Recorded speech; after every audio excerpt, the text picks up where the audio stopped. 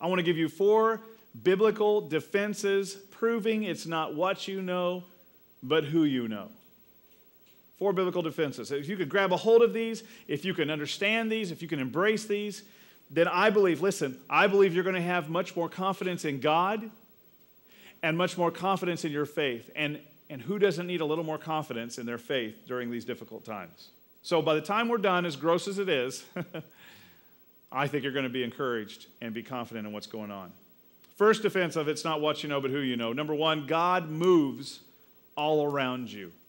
See, the thing is that people believe that God moves at church. I show up at church and God does this amazing thing and it's really cool. Or during my prayer time, God shows up when I pray and it's really cool because that's where God is. Or during my quiet time, during those holy moments, during that time when I'm just quiet before the Lord and we're all spiritual. When I'm driving down in my car and I'm jamming the worship tunes and I'm caught up in just worship and sometimes I even cry a little bit and my commute is just so awesome.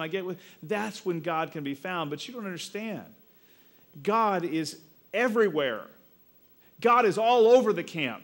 God is all over your house. God is all over your school. God is there with you in your commute, whether you're listening to worship tunes or something else. He's moving all the time. The thing is, do we see him in all those other times? Better yet, are we looking for him at those other times? Because he's moving all around you 24/7, and he wants to care for you.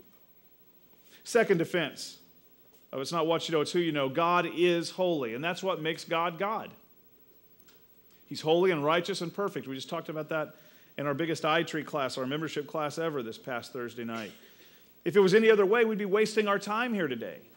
God is holy and righteous. That's what makes him God. But with that holiness comes a catch, because he can't deal with sin. You can't have holiness and have sin at the same time. You've got to get rid of the sin. The sin has to be punished. So with you and I as sinners, that puts us in a bit of a quandary.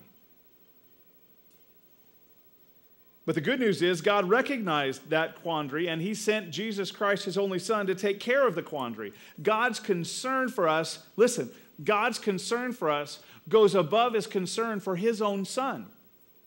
He cared about us more than his own son.